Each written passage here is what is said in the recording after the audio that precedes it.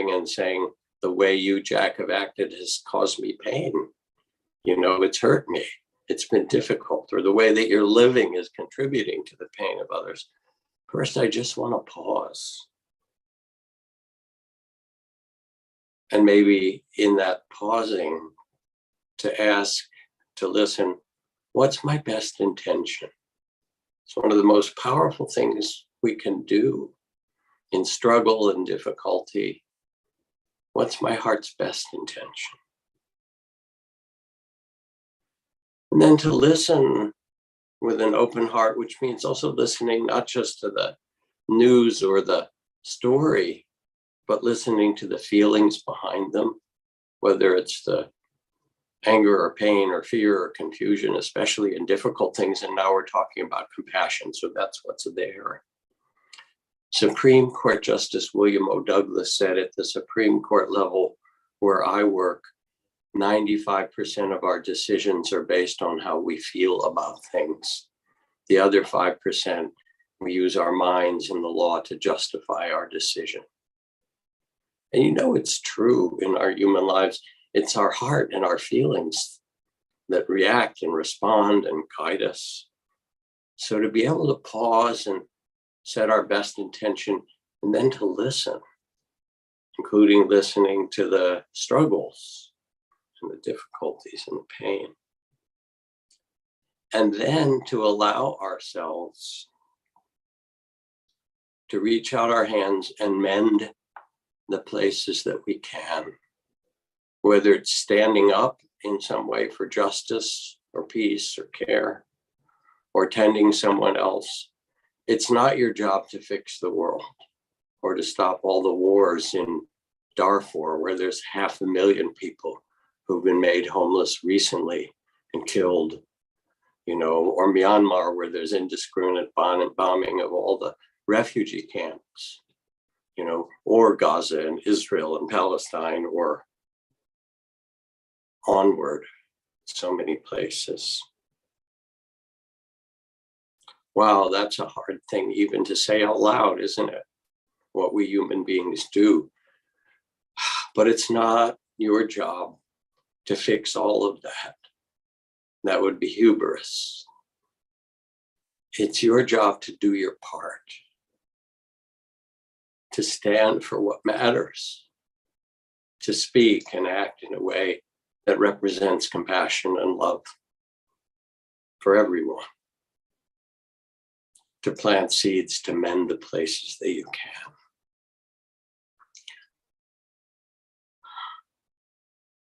In Buddhist psychology, the qualities of the awakened heart, which include metta or loving kindness, compassion, joy, equanimity, gratitude, and so forth, start with our natural love for one another.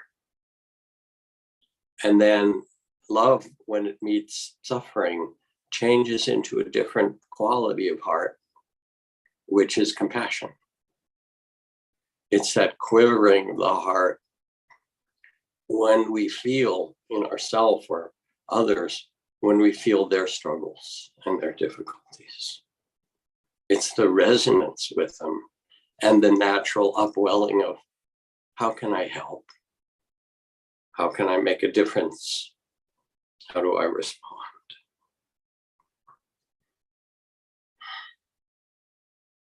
So you're invited somehow to see the world through the eyes of compassion with all its struggles. And in that, to take a stand, but not to take a stand for one side or another, although you certainly can stand up for justice and care. But to take a stand for love. I think of Mahagosananda, who was my dear friend and mentor, nominated for the Nobel Prize so many times. 15 years, he led people back into Cambodia from the refugee camps in long lines, and he would be ringing a bell at the front and chanting, remembering that all 19 members of his family had been killed in the Cambodian genocide. and his village and temples destroyed, he would be chanting, hatred never ends by hatred, but by love alone is healed. This is the ancient and eternal law. And he said, you have to go back and reclaim your land and your villages and your homes, step by step, walking through the killing fields, because you have to reclaim your heart at the same time. And in all the places that I have done peace work in the modest ways I've been able to do it, one of the things that's most striking is that almost everybody wants peace. Yes, there's another subset of people who are so hurt, and so afraid and so angry, but almost everybody really longs for peace, and they don't know how to make it happen. And so it lands back on us to listen and get quiet and feel how much we care, and then stand for what matters, but to do so, hatred never ends by hatred, but by love alone is healed. Compassion, the quivering of the heart in the face of the struggles of the world. So I could teach a compassion meditation now, and I'd like it to be put in the chat. There's several of them on my website, both video and audio. I want to do a different practice, and then we'll have some conversation.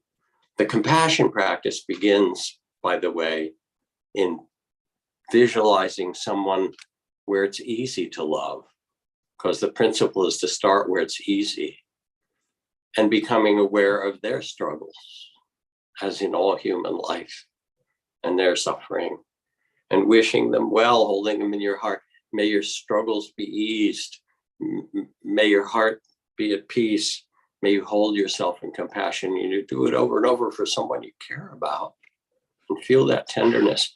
And then you picture another person and another in a situation, and you gradually let the compassion expand. So if you look in the chat, there will be that link to one of those meditations. But since we're asking the question, how do we care for one another in this world? Let us do another practice. And I invite you to settle back and close your eyes.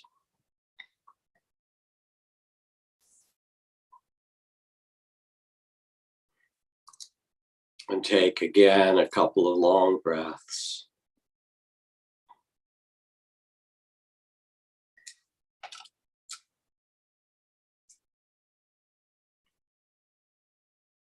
This will be kind of a memory or visualization. For some people, it works more easily than others. So let it work in whatever way is helpful to you. Don't use it to, to judge yourself, but as an invitation. And it may be the right meditation, it may not, but try it on.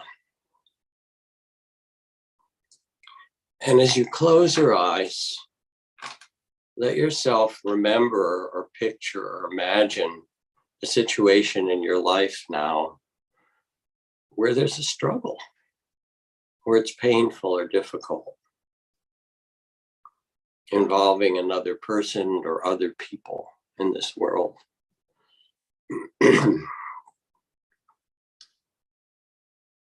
as you bring it to mind, see yourself in this image. Remember what it feels like to be struggling with this person or this people or this circumstance around. And notice how it feels in your body, honestly, when you're in the middle of it.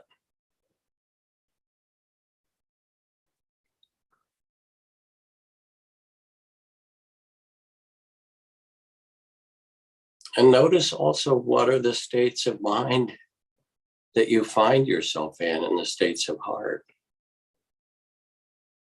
when you are in this place of struggle or difficulty, conflict, suffering, confusion.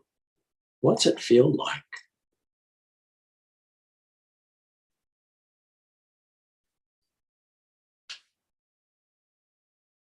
you can remember.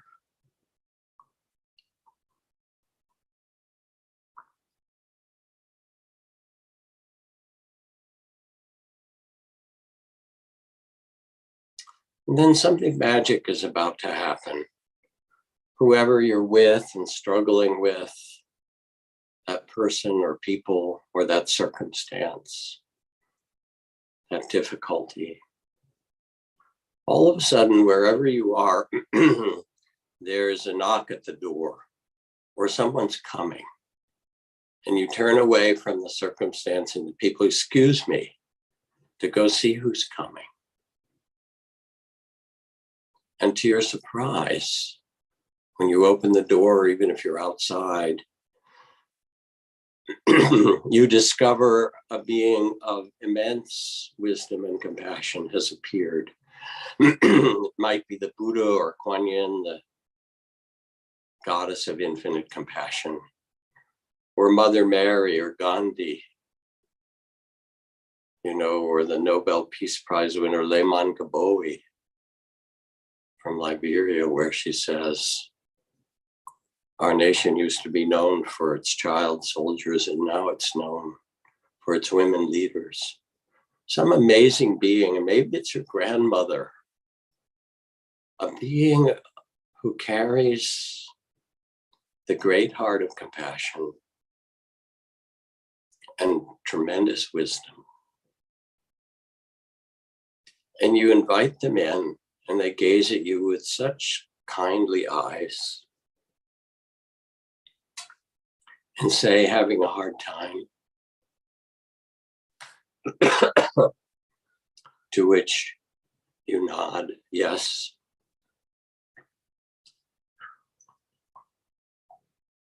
And then they say, let me help you. And here the goddess of infinite compassion, or the Buddha or Gandhi or Mother Mary say, we'll do something magic. I'm going to come inside you so no one knows that I'm in there. You'll still look like you. But inside you now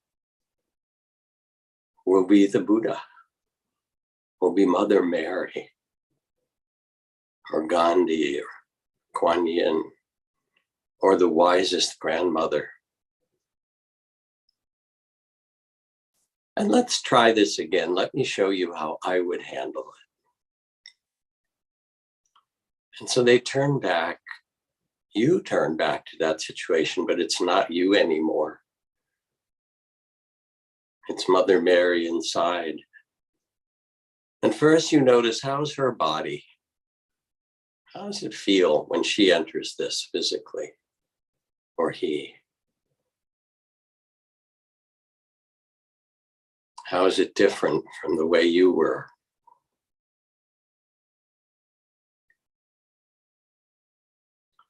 And then you notice the state of her heart, or his heart, the Buddha, Gandhi, Kuan Yin. What state do they bring in?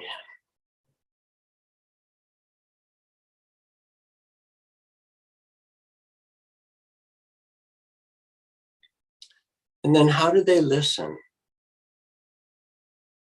Let them show you. You become them. How do you listen?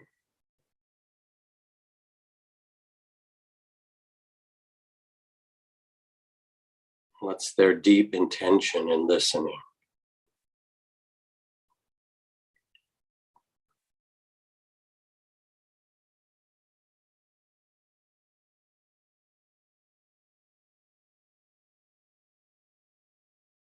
And how do they respond differently than you might? Let them teach you. Let them show you. Everyone thinks it's you, but it's actually this amazing being in you. Let the Buddha respond. Let Mother Mary respond.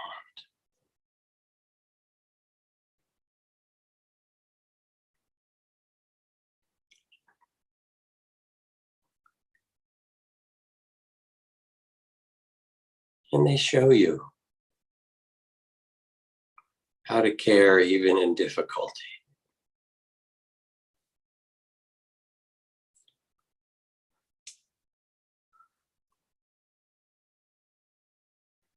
And then finally, they turn away from those around you or the situation and turn back toward you, and they resume their luminous form. So there you are in front of this being of wisdom and compassion. And they reach under their robe and they bring out a gift for you. A clear symbol of exactly what you need to help you tend the difficulties of your life and the world around you. And they offer you this gift. Hold it up to the light, you can see it. This is the symbol of what your heart most needs.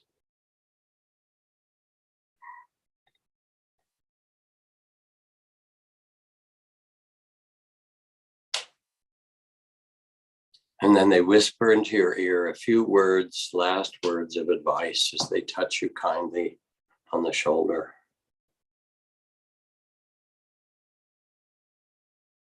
What is Kuan Yin, Mother Mary,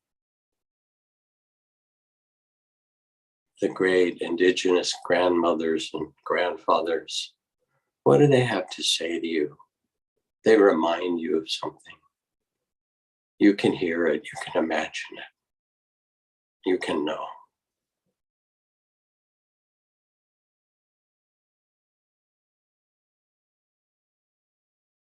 And hearing their words to support your caring for each other and the world, you offer them a bow of thanks, and they return that. And remembering what they showed you, and carrying the beautiful symbol or the gift, and hearing their words, carry these blessings back with you and let your eyes open gently.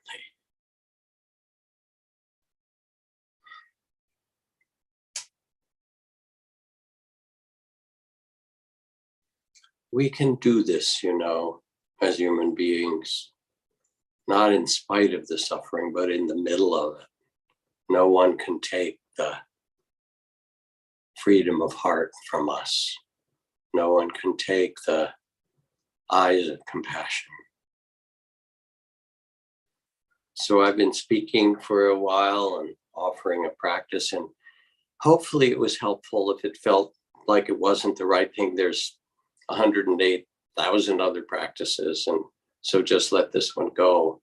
But if you've got a message or a gift or a reminder, take it to heart, write it down, remember it. And now let's open up for whatever dialogue or questions, response we have. And thank you for going on this inner journey together, because we all need it so much. Thank you so much, Jack. Our first question is from Lisa, who asks, what is one of your favorite ways of helping people connect with and trust their own hearts and wisdom? Thank you. It's a beautiful question. And I don't know about helping people. I need to help myself. Hi, Lisa. I'll first let me ask you, what makes you ask that? I think that one of the things that shows up for me is sort of being in the middle of, in my workplace, people who are really struggling with the conflict in Israel and Hamas. And I want to empower them and give them I want to empower them to find their way through it and to have conversations together. And that's also frightening because I feel protective of them. And I also don't want to get it wrong. I think that in that context, that's how. So that's people who have different views and opinions about it as well. Is that correct? And you want to help solve that? Or at least help them make space for each other and to understand and to care for each other and to allow those differing viewpoints to exist. So a couple things. First, for me, when I find myself with people and I'm in struggle with them, like how do I help? Or even if I get irritated, because I'm sort of a speed freak and I go out there, and there's all these errands to get done and things, and people are in my way, and I notice a little irritation. One of the practices that I do is to take a breath and see them as 5-year-olds. It's a really beautiful visualization because all these weird looking people like myself, people are weird looking. When I see them as like a earnest kindergartner, and that sincerity, my whole heart changes. Oh yeah, them, you too, I see you. So already I change inside. I'm not trying to fix them. I'm seeing their original innocence or beauty. And then there isn't a way to get it right, Sorry, Lisa. You can't, and you can't help them very much. But close your eyes just for a second, as you might have in that last visualization. And with these eyes of tenderness, seeing these are all people who have that child of the spirit inside underneath it all, that original beauty and innocence. And you want to see them that way. And what you see is their caring. They might be angry or upset and so forth, but underneath they are because they care, because it hurts and they don't want it to, and they care. And if you can see with those eyes of caring what happens as you look at this.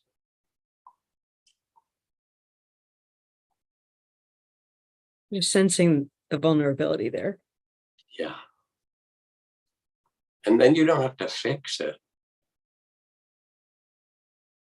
You need to see it and love them.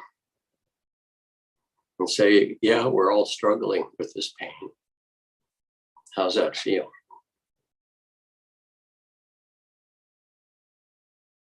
That feels roomier and more spacious, Yeah. I think. Yeah. You become what you'd like them to be. Beautiful. Beautiful. Thank you for that. Thank you for your incipient tears. They help all of us. They kind of water everybody's heart as you do it. So Thank you, that Jack. we're grateful. Yeah, thank you. Namaste. Thank you, Jack. Okay, our next question is from David, who asks, how can we not get swallowed up by the collective suffering surround us? And then, yeah, here you go, David, I'll let you. Hi, David. Hi, Jack. Honor to meet you, really, truly. Glad to meet you. Tell me more. I'm interested. What makes you ask this and what's it like? So, probably share. So I work in the human services. I'm a psychotherapist, and I'm also in recovery. So I have some sponsees, and just their suffering, and then with my spiritual practices, getting into just suffering per se. I just, I feel like I'm being swallowed up by it, and on the one hand, I want to meet it and I want to open up to it and love it with loving awareness. But I also fear that it's just destroying me. So I will share, I've seen you a number of times speaking, and that your emotionality moves me. And I wonder how you are able to move with, seems to me to be the suffering of yourself, others, the world. I know I'm supposed to move through it. I know all that, but it's What's just helped you, David? What's helped you so far? Because as a therapist and in recovery, you've learned things, even though you also have to hold a lot. What's helped you so far the most? getting present. Just being with the feelings, and just trying to stay just aware. I mean, just in the immediacy of it, not go here, there, elsewhere. Yes. So this Do is more the be here now, the actually living in the present rather than all the past and future stories. I deeply appreciate that. Right. I also want to acknowledge, David, that even the great spiritual figures, or maybe especially, they don't do this all the time. You know, Gandhi took one day a week in silence. The Buddha, when there was big struggle in his community, he left. He went to go live in the woods and get quiet. So the idea that you have to kind of overcome it and stay in it, you have to nurture the best in your heart. So that's one thing that's really important. I mean, you're saying good things, staying present. Turn off the damn news. You know, you can watch 10 minutes and you get the picture. And after that, you don't need, because the news wants to frighten us. You know, that's how they get the eyeballs and keep our attention, to show us the worst. So pay attention, but then don't do that, and take care of yourself in that way. So that's one of the first things. And even the notion that you're supposed to open up and meet it, as I say, the Buddha said, hey, now it's time just to go be quiet. You all are fighting. I'm going to step off. I'm going to step out of the war. I'm going to step out of the battle. I'm going to become that place of peace. So that becomes really, really important. Close your eyes just for a second.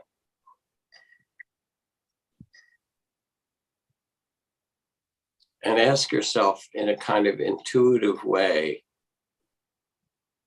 if you step back and take more quiet time, quiet the mind, tend your body and heart, what would that look like? How could you actually do it so that you restore yourself, you become more peaceful, and in a way, like Gandhi, one day a week, even though the whole India was in an uproar and people were dying, he said, I'm sorry, this is my quiet day, so that I can then come back with a quiet heart. What does that feel like in you?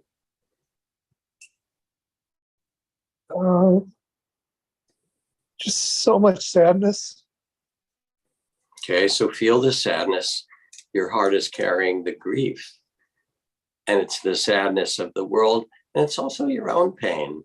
Being in recovery, you know suffering, right? And being a therapist, you also sit with suffering. Now feel that sadness in your body and your heart. And imagine that you can wrap it in compassion. You're not trying to fix it or get rid of it. You're actually the Buddha looking out with the eyes of compassion at the world and saying, this is the human realm. And I see it, and you breathe, and you become the space of compassion and loving awareness that says, yes, let me feel the sadness. And also know that you're the witness to it. You're not just the sadness. Notice what happens.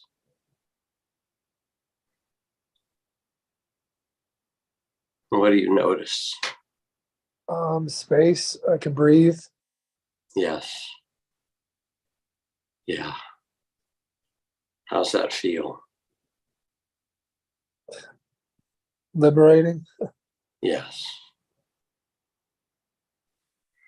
Our world is so speedy, and you've chosen to take on the work of being in the presence of suffering in recovery or in therapy work. Now it's physician, heal thyself. You know, that you also need to take on yourself, David, and really make the space, as you just did so beautifully, to breathe, to hold the measure of tears that you've been granted with tenderness and compassion, and know that it's not the end of the story. That who you are is that space of love. How you doing? I'm good. Thank you. Yeah, thank you, Dave. Thank you so much, because you speak for so many of us, and appreciation for the deep work that you do. Yeah. Appreciate it. Thank you, Jack. Blessings. Yeah.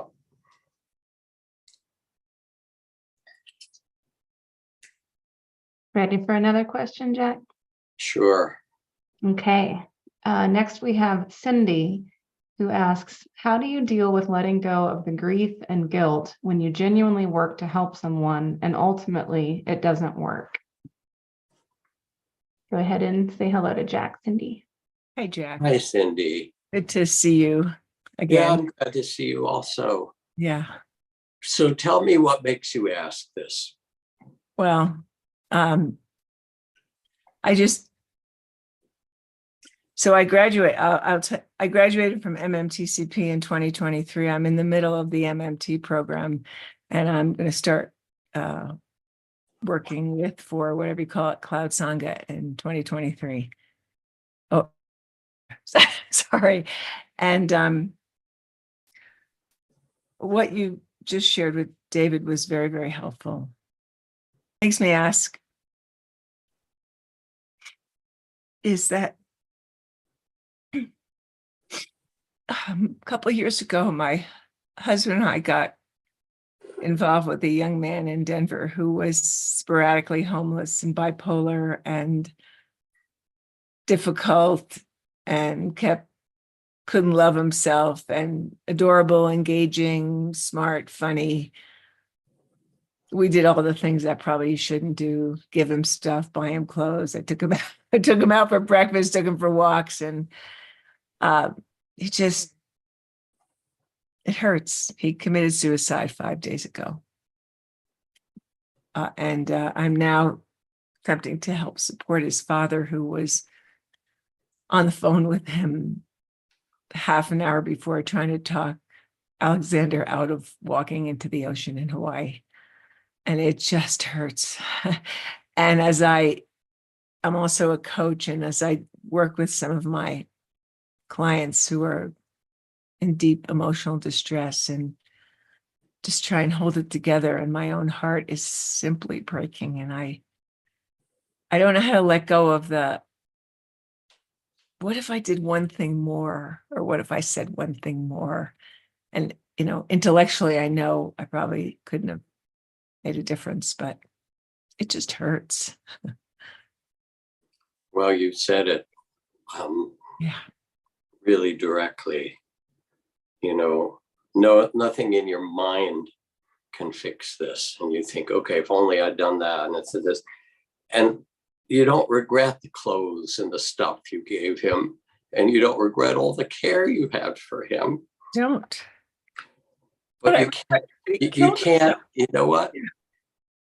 You can't save people. They have to save themselves. And if you step back, and I don't mean this as a panacea, but if you look at the karma of someone's whole incarnation in life, he struggled, he suffered, the thing with suicide is that people are right about dying. They just confuse, and they think that it's their body that has to die. And it's not about their body, it's something else deep, their sorrow, the place they find themselves in life. Something does have to die, and it gets mixed up. I wouldn't want to take away your pain. It feels honorable, and it just happened. And your grief and your guilt and the stories and all that, they're being human. And it's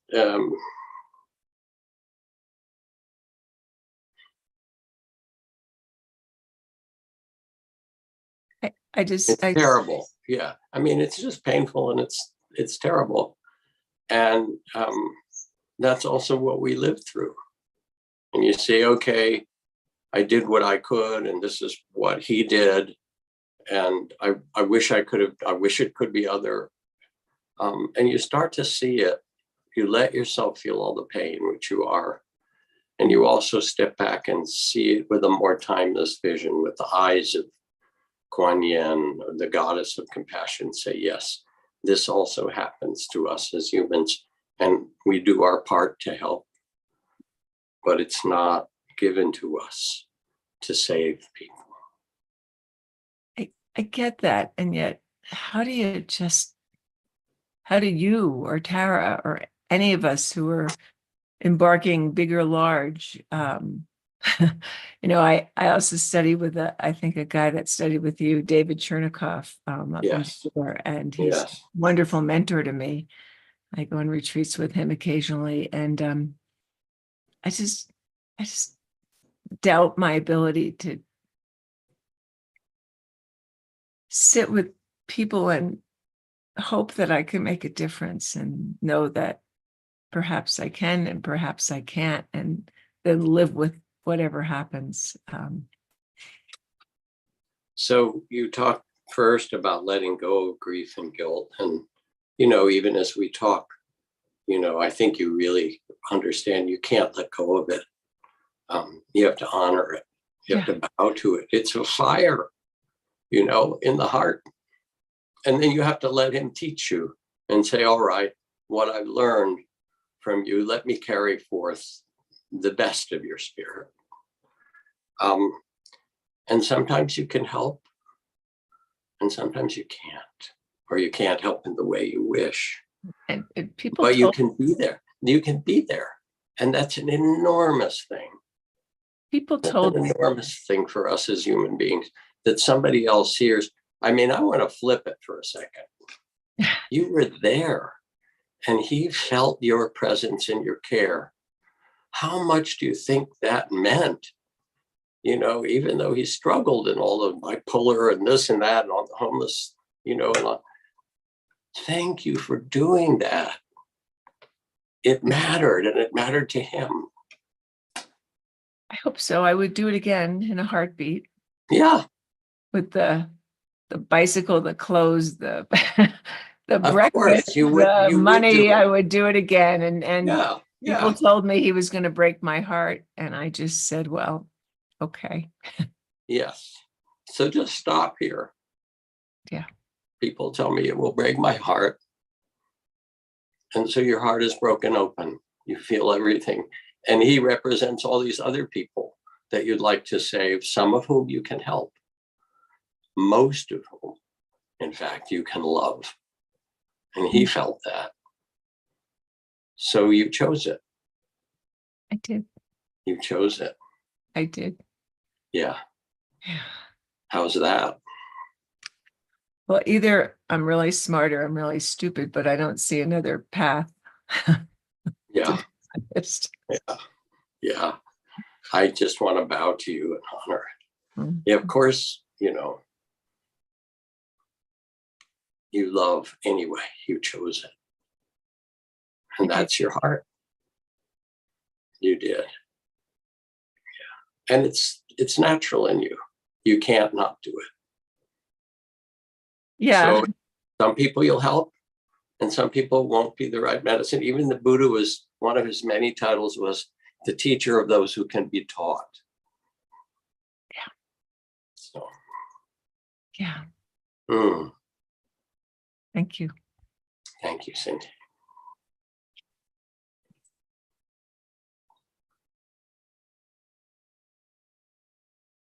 One more. Okay, one more. Our next one is from Jay, and kind of similar talk about broken heart. Do you have any suggestions about how to communicate with my son, who, following some conflicts, has not spoken to me in over 2.5 years? Jay, I'll let you take it from here and say hello to Jack. Hello, Jack. Thank you. I'm Hey, a Jay. great admirer of yours and Thank one you. of my teachers. Thank you. Yeah, I'm listening. Where is your son? He's in the same city as I am physically. Is that what you mean? Or where is he in his head? Or what was your question? No, I meant geographically, so he's nearby. Yes. Yeah, how old is he? He just turned 40. And does he have a His family? 40th birthday on Thanksgiving, and didn't respond to my offer to celebrate him and show my love to him. Yes. And does he have a family? No, he's single. Mhm. individual. His mother is still alive. So I believe close to her. And I believe he has friends. Mm. He's a therapist, which is another interesting wrinkle. Yes. Okay. And for whatever reason, and some he may say, and some you may not even understand, he feels like he can't be in communication with you right now. Yes. Before I say anything more, this is one of the hardest things, the kind of estrangement of parents and children. It's really when it happens, something that kind of touches us to the core. So I just want to acknowledge that, how hard it can be. And I've seen it. It's not that it's so rare. We wish it wouldn't be, but there it is in our human families, in our human incarnation, and it happens. It happens for different reasons. Sometimes because people believe they've been abused or they're afraid of mistreated. Sometimes because of their own mental problems, right? Or their own trauma outside of it. But it's really hard. Yes. So I do have a little suggestion, and it may be something you've already done. But I think, in communication, he may or may not want to communicate with you. That's his side. And you can't control that. But you can write him. And what you might write him, I don't think it's even one letter. It might be the letter of, what you want him to know. It might be the letter, when you think about if he were to read just one letter from you, what would you say in it? But it might be a series of them. Here's about my life. Here's where I am. Here's how it feels to me. I'm brokenhearted. I don't understand. I wish. I just want you to know. And let yourself be honest and vulnerable. And then he will do what he will with it. It's not manipulative. It's not trying to get him to do that.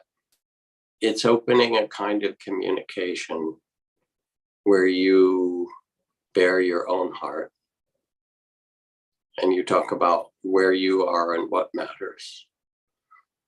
And you might do it several times. And then you see it's not given to you to make something happen.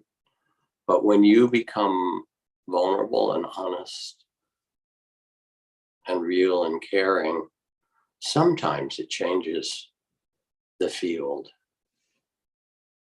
And this is the hard thing, the summary in the Bhagavad Gita of how to live in this world. It says to act beautifully without attachment to the results of your actions. You plant beautiful seeds, you water them, you nourish them, but you're not in control. It's not given to you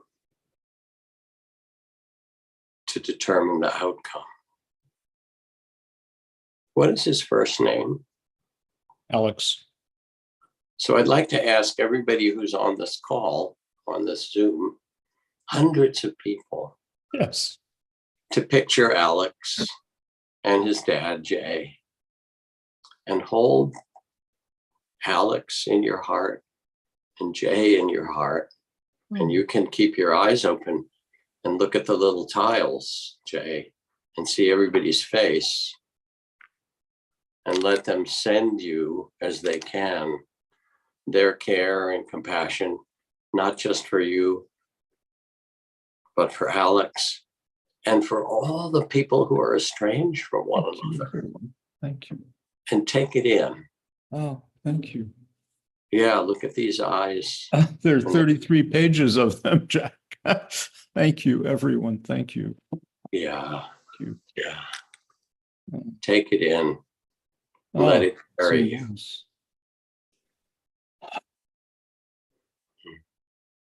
So much Any- love. Yeah, yeah. And that's what you can then express. What a beautiful response, Jack. Thank you. Thank you, very Jay. much. Thank you, everyone. Thank you. And now let's go back to the whole room of people. Take a breath, everyone, for half a minute of time, just to quiet.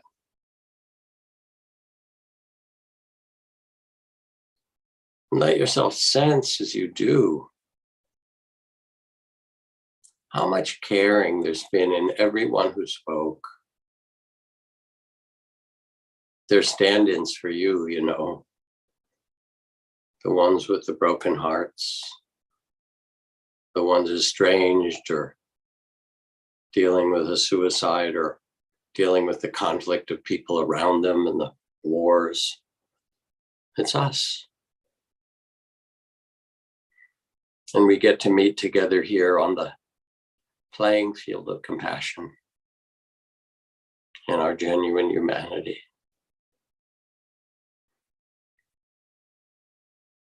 And this is what we need and what the world needs. Doesn't need more AI and computers and nanotechnology and biotechnology.